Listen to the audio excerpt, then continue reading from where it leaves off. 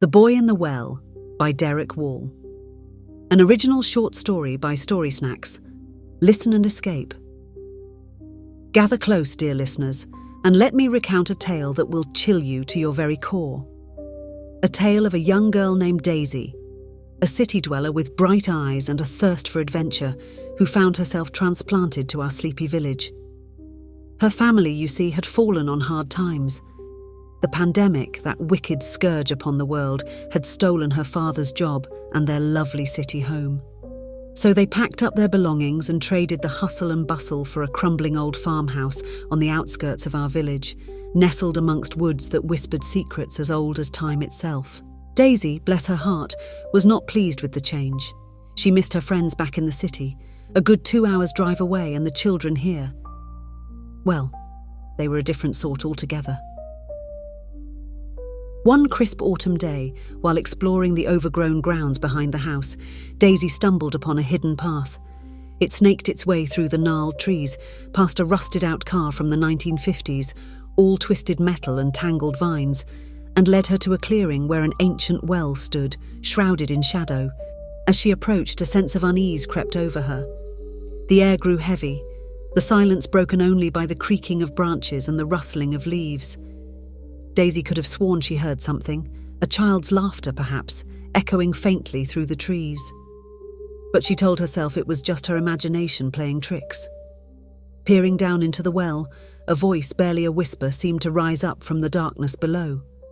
It startled her so badly she dropped her mobile phone, her only lifeline to her old life, into the abyss. Tears welled up in her eyes as she listened to the echoing clatter of her phone hitting the bottom. But Daisy, bless her stubborn soul, was not one to give up easily. She devised a daring plan, using her father's old rock climbing gear, to descend into the well herself. At the crack of dawn, armed with a torch and a rope tied securely around her waist, she lowered herself down, her heart pounding like a drum in her chest. The air grew colder and damper as she descended, the walls slick with moisture and covered in strange, unsettling symbols. At the bottom, her torchlight revealed a small rusted iron door set into the well's side. It seemed to beckon her closer, but a sense of dread washed over her. Daisy knew she couldn't stay long. She vowed to return another time, better prepared. The next day, while shopping with her father in the village, she overheard the locals whispering about the boy in the well. An old legend, it seemed, about a child who vanished mysteriously back in the 1950s. When she asked her father about it, he dismissed it as mere gossip, a tale to scare children.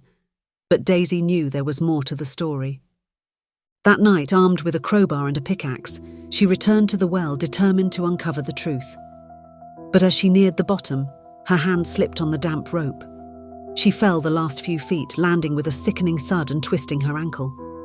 Pain shot through her leg, but she gritted her teeth and pressed on. With the crowbar, she pried open the rusted door, the hinges creaking like the wail of a banshee.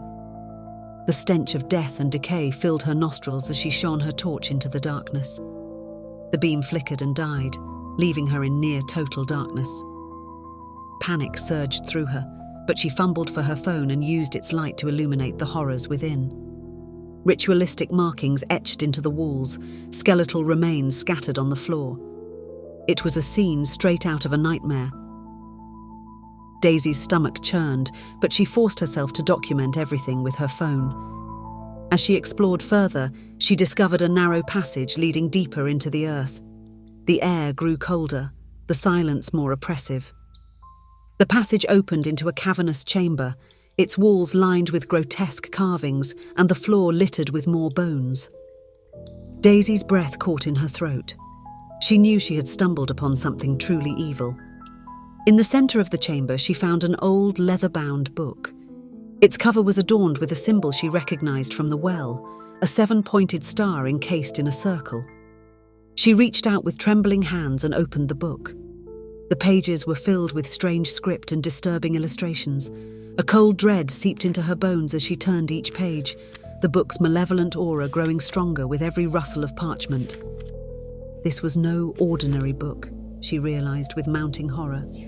It was a vessel of darkness, a gateway to a realm of shadows and unspeakable evil. Daisy knew she had to get out of there. She limped back through the passage, her heart pounding in her chest. She emerged from the well, pale as a ghost, clutching the book tightly to her chest. She had seen things no child should ever see, experienced horrors that would haunt her dreams forever. Back at the farmhouse, she showed her parents the photos and told them everything she had seen. They were horrified, of course, but Daisy kept the book a secret. She knew it was dangerous, but she couldn't bring herself to destroy it.